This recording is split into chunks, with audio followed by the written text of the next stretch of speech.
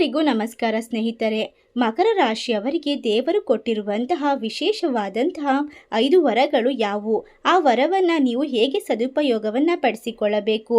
ನೀವು ಯಾವ ತಪ್ಪನ್ನು ಮಾಡಿದರೆ ಈ ವರಗಳು ಶಾಪವಾಗಿ ಕನ್ವರ್ಟ್ ಆಗುತ್ತದೆ ಎಂಬುದಂತಹ ಸೂಪರ್ ಇಂಟ್ರೆಸ್ಟಿಂಗ್ ವಿಚಾರವನ್ನು ಈ ವಿಡಿಯೋದಲ್ಲಿ ನೋಡೋಣ ಬನ್ನಿ. ಅದಕ್ಕೂ ಮುನ್ನ ನೀವು ಕೂಡ ಈ ರಾಶಿಯವರಾಗಿದ್ದಲ್ಲಿ ಈ ವಿಡಿಯೋಗೆ ಒಂದು ಲೈಕ್ ಕೊಟ್ಟು ತಪ್ಪದೆ ನಮ್ಮ ಚಾನಲ್ನ ಸಬ್ಸ್ಕ್ರೈಬ್ ಮಾಡಿ. ಹಾಗೆ ಪಕ್ಕದಲ್ಲಿ ಇರುವಂಥ ಬೆಲ್ ಐಕನ್ನ ಪ್ರೆಸ್ ಮಾಡಿ.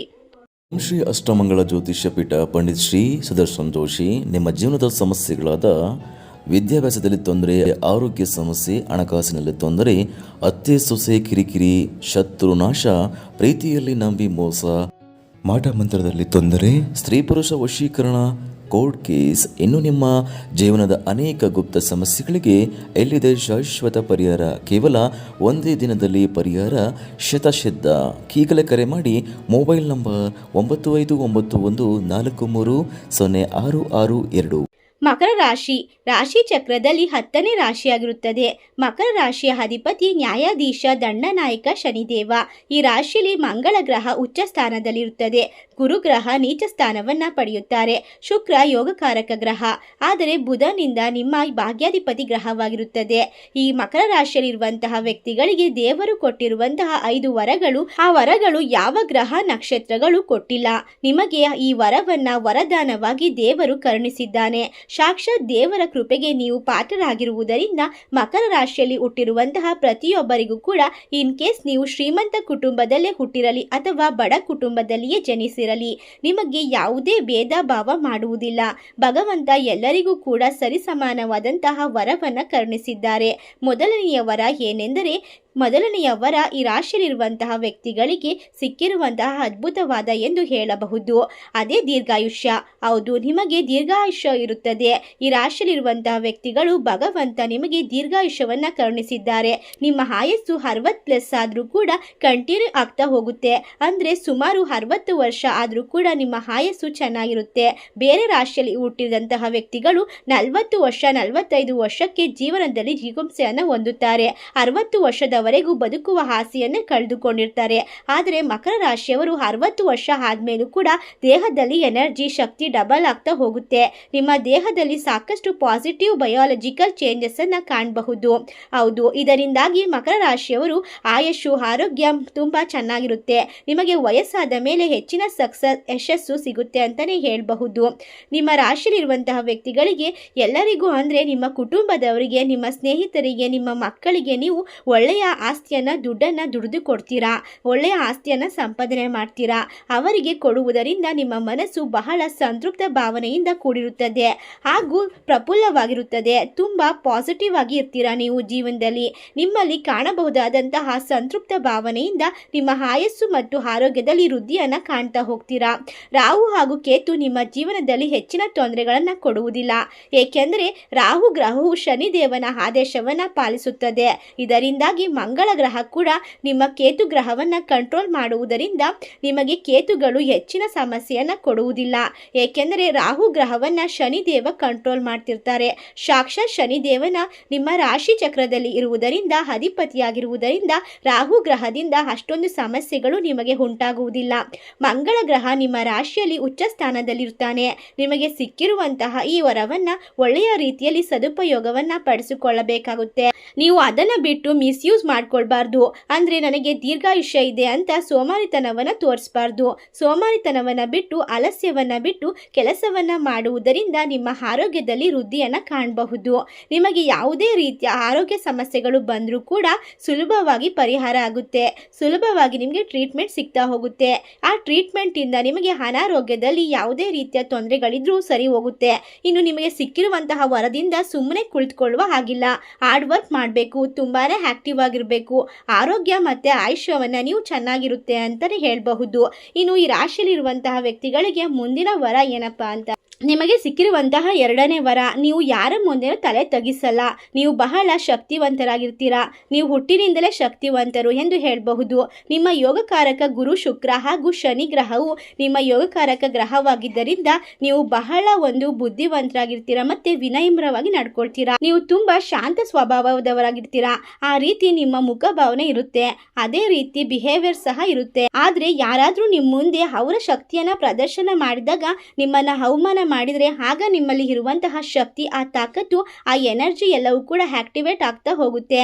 ನಿಮಗೆ ಯಾರಾದರೂ ಎದುರಿಸಿದ್ರೆ ನಾನೇ ಗ್ರೇಟ್ ಅಂತ ಜಂಬ ಹೊಡ್ಕೊಂಡ್ರೆ ನಿಮ್ಮ ಮುಂದೆ ಪ್ರದರ್ಶನವನ್ನು ಮಾಡಿದರೆ ಮಕರ ರಾಶಿಯವರಿಗೆ ಮನಸ್ಸು ಹಾಗೂ ಅವರ ತಾಕತ್ತು, ಎನರ್ಜಿ ಎಲ್ಲವನ್ನ ಹೊರಗಡೆ ಹಾಕುವಂತಹ ಶಕ್ತಿ ಇರುತ್ತೆ.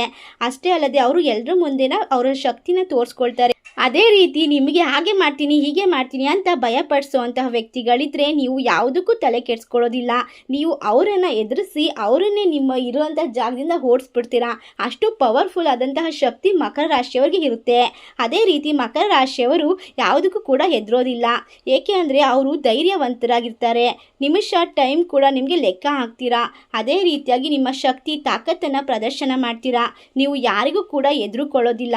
ನೀವು ನಿಮ್ಮನ್ನು ನೋಡಿದ್ರೆ ಬಹಳ ಶಾಂತ ಸ್ವಭಾವದವರು ಅಂತ ಕಾಣಿಸ್ತೀರಾ. ಆದರೆ ನೋಡೋದಕ್ಕೆ ಮಾತ್ರ ಶಾಂತ ರೀತಿಯಲ್ಲಿರ್ತೀರಾ. ನಿಮ್ಮನ್ನು ಯಾರಾದರೂ ಕೆಣಕಿದ್ರೆ ಮಾತ್ರ ನೀವು ಅವ್ರನ್ನ ಬಿಡೋದೇ ಮಾತಿಲ್ಲ. ಅಷ್ಟೇ ಅಲ್ಲ, ನಿಮ್ಮ ಶಕ್ತಿ ಎಷ್ಟಿರುತ್ತೆ ಅಂತ, ಧೈರ್ಯ ಎಷ್ಟಿರುತ್ತೆ ಅಂತ ನಿಮಗೂ ಕೂಡ ಗೊತ್ತಿರೋದಿಲ್ಲ. ನಿಮ್ಮ ಮುಂದೆ ಬೇರೆಯವರು ಜಂಬಾನ ತೋರಿಸಿದ್ರೆ ಮಾತ್ರ ನಿಮಗೆ ಇರುವಂತಹ ಶಕ್ತಿ ಹೊರಗಡೆ ಬರುತ್ತೆ ಅಂತಲೇ ಹೇಳ್ಬಹುದು. ಅದೇ ರೀತಿ ನಿಮ್ಮನ್ನು ನಂಬಿದವ್ರನ್ನ ನೀವು ಯಾವತ್ತೂ ಬಿಟ್ಕೊಳ್ಳೋದಿಲ್ಲ. ಎಂಥದೇ ಕಷ್ಟದ ಪರಿಸ್ಥಿತಿ ಇದ್ರೂ ಕೂಡ ಒಬ್ಬ ಸ್ನೇಹಿತ ಆದರೂ ಕೂಡ ನಿಮ್ಮನ್ನ ಒಂದ್ಸಲಿ ನಂಬುದ, ನಿಮ್ಮ ಜೊತೆ ಫ್ರೆಂಡ್ಶಿಪ್ನ ಮಾಡ್ದ ಅಂತಂದರೆ ನೀವು ಸಾಯೋವರೆಗೂ ಅವ್ರನ್ನ ನೀವು ದೂರ ಮಾಡ್ಕೊಳ್ಳೋದೇ ಇಲ್ಲ. ಎಷ್ಟೇ ಕಷ್ಟ ಬಂದರೂ ಕೂಡ ಜೊತೆಗೆ ನಿಲ್ತೀರಾ. ಅಷ್ಟು ಒಳ್ಳೆ ಮನಸ್ಸಿಂದ ನೀವು ಎಲ್ಲರನ್ನೂ ಪ್ರೀತಿಸ್ತೀರಾ ಅಂತಲೇ ಹೇಳಬಹುದು. ಇನ್ನು ಈ ರಾಶಿಯಲ್ಲಿರುವಂತಹ ವ್ಯಕ್ತಿಗಳು ಜಗಳದಲ್ಲಾಗಲಿ ಯಾವುದೇ ರೀತಿಲಾಗಲಿ ಪ್ರೀತಿ ಅಂತ ಬಂದರೆ ಸೋತೋಗ್ತೀರಾ. ನಿಮ್ಮ ಜೀವನದಲ್ಲಿ ನೀವು ಯುದ್ಧದಲ್ಲಿ ಗೆಲ್ಲುವಂತಹ ವರವನ್ನು ಕೂಡ ಪಡ್ಕೊಂಡಿರ್ತೀರಾ. ಯಾವುದೇ ರೀತಿಯ ಕೆಲಸ ಇರಲಿ, ಟೆನ್ಷನ್ ಇರಲಿ, ಏನೇ ಇದ್ರೂ ಕೂಡ ಫಸ್ಟು ನೀವು ಪ್ರಿಫರೆನ್ಸ್ ಕೊಡೋದು ನೀವು ಪ್ರೀತಿಸಿದಂತಹ ವ್ಯಕ್ತಿಗಳಿಗೆ. ಅದೇ ರೀತಿಯಾಗಿ ನಿಮ್ಮ ಜೀವನ ಸಂಗಾತಿ ಜೊತೆಗೆ ಮಾತಿನ ಜಗಳದಲ್ಲೂ ಕೂಡ ಸೋತ್ಬಿಡ್ತೀರಾ. ಆದರೆ ಅವ್ರಿಗೆ ಅಷ್ಟೊಂದು ಪ್ರೀತಿನ ಕೊಡ್ತೀರಾ. ಮಕ್ಕಳಿಗೋಸ್ಕರ ಸೋಲ್ತೀರಾ, ಮಕ್ಕಳ ಜೊತೆನೂ ಸೋಲ್ತೀರಾ, ಅಕ್ಕದ ಪಕ್ಕದವ್ರ ಮನೆಯವ್ರ ಜೊತೆನೂ ಸೋಲ್ತೀರಾ, ಸಂಬಂಧಿಕರ ಜೊತೆ ಕೂಡ ಸೋಲ್ತೀರಾ. ನಿಮ್ಮ ಜೀವನ ಯಾವ ರೀತಿ ಇರುತ್ತೆ ಅಂತಂದರೆ, ನೀವು ಒಂದ್ಸಲಿ ಒಂದು ಗುರಿನ ಇಟ್ಕೊಂಡ್ರಿ ಅಂತಂದರೆ ಆ ಗುರಿನ ತಪ್ಸೋಕ್ಕೆ ಯಾರ ಕೈಲೂ ಸಾಧ್ಯ ಇಲ್ಲ. ಯಾರು ಕೂಡ ನಿಮ್ಮನ್ನ ತೊಂದರೆ ಕೊಡೋಕೆ ಬಂದರೂ ಕೂಡ ಅವರೇ ಎದುರ್ಕೊಂಡು ಹೊರಟೋಗ್ಬಿಡ್ತಾರೆ. ಮಕರ ರಾಶಿಯವರು ಅಂದರೆ ಫುಲ್ ಸ್ಟ್ರಾಂಗ್ ಆಗಿರ್ತಾರೆ. ಮತ್ತು ಈ ರಾಶಿಯವರಿಗೆ ಸ್ವಲ್ಪ ಓದಿದ ಮೇಲೆ ಇಂಟ್ರೆಸ್ಟ್ ಸ್ವಲ್ಪ ಕಮ್ಮಿನೇ ಅಂತಲೇ ಹೇಳ್ಬೋದು. ಯಾವುದೇ ರೀತಿಯ ಒಂದು ಪುಸ್ತಕ ಆಗಲಿ, ಪೇಪರ್ ಆಗಲಿ ಓದೋದಕ್ಕೆ ಅಷ್ಟೊಂದು ಇಂಟ್ರೆಸ್ಟ್ ಇರಲ್ಲ. ಆದರೆ ಇವ್ರಿಗೆ ಮೊಬೈಲಲ್ಲಿ ಫೇಸ್ಬುಕ್ಕು, ಯೂಟ್ಯೂಬು, ಇನ್ಸ್ಟಾಗ್ರಾಮ್ ಇದರಲ್ಲೆಲ್ಲ ತುಂಬ ಆ್ಯಕ್ಟಿವ್ ಇರ್ತಾರೆ ಅಂತಲೇ ಹೇಳಬಹುದು. ಈ ರಾಶಿಯವರಿಗೆ ತುಂಬ ಧೈರ್ಯ ಇರೋದ್ರಿಂದ ಜೀವನದಲ್ಲಿ ಇವರು ಸಾಕಷ್ಟು ದುಡ್ಡನ್ನ ಮಾಡೋದ್ರಿಂದ ಮಕ್ಕಳಿಗೆ ಮತ್ತು ಮೊಮ್ಮಕ್ಕಳಿಗೆ ಸಾಕಷ್ಟು ದುಡ್ಡನ್ನ ಮಾಡಬೇಕು ಅನ್ನೋ ಆಸೆ, ಕನಸು ತುಂಬ ಇರುತ್ತೆ.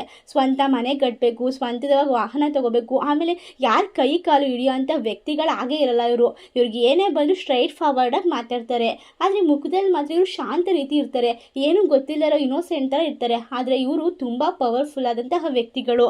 ಇವ್ರನ್ನ ಕೆಣಕಿದ್ರೆ ಮಾತ್ರ ಅಂಥ ವ್ಯಕ್ತಿಗಳನ್ನ ಬಿಡೋ ಮಾತೇ ಇಲ್ಲ. ಆಮೇಲೆ ಛಲ ಅನ್ನೋದು ತುಂಬ ಇರುತ್ತೆ ಈ ವ್ಯಕ್ತಿಗಳಿಗೆ. ಛಲದಿಂದ ಯಾವುದೇ ರೀತಿ ಕೆಲಸ ಕೊಟ್ಟರು ಕೂಡ ಮಾಡಿ ಮುಗಿಸ್ಬಿಡ್ತಾರೆ.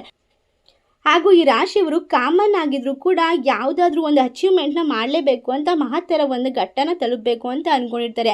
ಅದೇ ರೀತಿ ಅಹಂಕಾರ ಪಡೋದು ಕೂಡ ಸಹಜ. ಆದರೆ ಈ ಮಕರ ರಾಶಿಯವರು ಅಹಂಕಾರವನ್ನು ಪಡಬಾರ್ದು. ಈ ರಾಶಿಯವರು ತುಂಬ ಸ್ವಲ್ಪ ಸೈಲೆಂಟ್ ಆಗಿರಬೇಕು. ನೀವು ಉತ್ತರಾಷಾಢ ನಕ್ಷತ್ರದಲ್ಲಿ ಜನಿಸಿರೋದ್ರಿಂದ ನೀವು ದೊಡ್ಡ ಟಾರ್ಗೆಟನ್ನು ರೀಚ್ ಮಾಡಬೇಕಾಗುತ್ತೆ. ನಿಮ್ಮ ಗೋಲನ್ನು ಅಚೀವ್ ಮಾಡಿದ ನಂತರ ನೀವು ಎಲ್ಲರಿಗೂ ಹೇಳ್ಕೊಳ್ಳೋದು ಒಳ್ಳೆಯದಾಗಿರುತ್ತೆ. ಮಾಡೋದಕ್ಕಿಂತ ಮುಂಚೆ ನಾನು ಈ ಕೆಲಸ ಮಾಡ್ತಾಯಿದ್ದೀನಿ, ಈ ಕೆಲಸದಿಂದ ನನಗೆ ಸಕ್ಸಸ್ ಆಗಿಬಿಡುತ್ತೆ ಅಂತ ನೀವು ಬೇರೆಯವ್ರ ಹತ್ರ ಹೇಳಿದ್ರೆ ನಿಮ್ಮ ಶತ್ರುಗಳಿಂದನೇ ನಿಮಗೆ ತೊಂದರೆ ಆಗುವಂಥ ಚಾನ್ಸಸ್ ಇರುತ್ತೆ. ಮತ್ತು ಈ ನಕ್ಷತ್ರದಲ್ಲಿ ಅಧಿಪತಿ ಆಗಿರೋದು ಸಾಕ್ಷಾತ್ ಸೂರ್ಯ ದೇವನೇ ಅಂತಲೇ ಹೇಳ್ಬೋದು. ಅದರಿಂದ ಹಿಡಿದ ಕೆಲಸ ಗುರಿಯನ್ನು ನೀವು ಮುಟ್ತೀರಾ. ಸೂರ್ಯ ದೇವ ನಿಮಗೆ ಮತ್ತೆ ಅಹಮ್ಮನ್ನು ಕೊಡ್ತಾರೆ. ಆದರೆ ನೀವು ಅದರಿಂದ ಉತ್ತರಾಷಾಢ ನಕ್ಷತ್ರದವರು ಹುಷಾರಾಗಿರಬೇಕಾಗುತ್ತೆ. ವಿಶೇಷವಾದಂತಹ ಗಮನವನ್ನು ಕೂಡ ವಹಿಸಬೇಕಾಗುತ್ತೆ.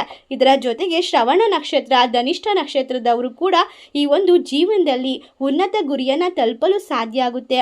ನಂತರ ನಿಮ್ಮ ಹತ್ರ ಇರುವಂಥ ಅಹಂಕಾರದ ಭಾವನೆಯಿಂದ ನೀವು ದೂರ ಆಗಬೇಕು. ನಿಮ್ಮ ಮನಸ್ಸಿನಲ್ಲಿ ಯಾವುದಾದ್ರೂ ಅಹಂಕಾರ ಬಂದರೆ ಆ ತಕ್ಷಣವೇ ನಿಮಗೆ ದೇವರು ನೀಡಿದಂತಹ ವರಗಳನ್ನು ನಿಷ್ಕಲ್ಮಶವಾಗಿ ಪಡ್ಕೊಳ್ಬಿಡ್ತಾನೆ. ಅದಕ್ಕೆ ನೀವು ಯಾವುದೇ ರೀತಿ ಕೆಲಸ ಮಾಡಬೇಕಾದ್ರೂ ಕೂಡ ನಾನು ನಂದು ಅಂತ ದೊಡ್ಡ ದೊಡ್ಡ ಲೆವೆಲ್ಗೆ ಯೋಚನೆ ಮಾಡಿದ್ರೂ ಪರವಾಗಿಲ್ಲ. ಆದರೆ ಬೇರೆ ಜೊತೆಗೆ ಹೇಳ್ಕೊಳ್ಬೇಕಾದ್ರೆ ನೀವು ಶಾಂತವಾಗಿರಬೇಕಾಗುತ್ತೆ, ತಾಳ್ಮೆಯನ್ನು ವಹಿಸಬೇಕಾಗುತ್ತೆ. ಅದೇ ರೀತಿ ದೇವ್ರು ಕೂಡ ಇವ್ರಿಗೆ ಎಲ್ಲ ವಿಷಯದಲ್ಲೂ ಸಪೋರ್ಟ್ ಮಾಡ್ತಾರೆ. ಅದೇ ಥರ ಇವ್ರಿಗೆ ಅದೃಷ್ಟ ಅನ್ನೋದು ಕೈಯೆಲ್ಲ ಹಿಡಿಯುತ್ತೆ. ಯಾವುದೇ ಕೆಲಸದಲ್ಲಿ ಕೂಡ ಯಾವುದೇ ವಿಷಯದಲ್ಲಿ ಕೂಡ ಈ ಒಂದು 2025 ಇವ್ರಿಗೆ ಜಾಕ್ಪಾಟ್ ವರ್ಷ ಅಂತಲೇ ಹೇಳ್ಬೋದು. ಇವರು ಗೋಲ್ಡನ್ ಟೈಮ್ ಅಂತಲೇ ಹೇಳ್ಬೋದು. ಏಕೆಂದರೆ ಈ ಒಂದು ಸಮಯದಲ್ಲಿ ಇವರು ಯಾವ ರೀತಿ ಕೆಲಸ ಮಾಡಿದ್ರು ಕೂಡ ಬೇಡಪ್ಪ ನನಗೆ ದುಡ್ಡು ಬೇಡ ಅಂದರೂ ಸಹ ಆ ದುಡ್ಡು ಹುಡ್ಕೊಂಡು ಇವ್ರನ್ನೇ ಬರುತ್ತೆ. ಹಲವಾರು ಮೂಲಗಳಿಂದ ದುಡ್ಡು ಬಂದು ಇವ್ರ ಕೈ ಸೇರ್ತಾ ಇರುತ್ತೆ.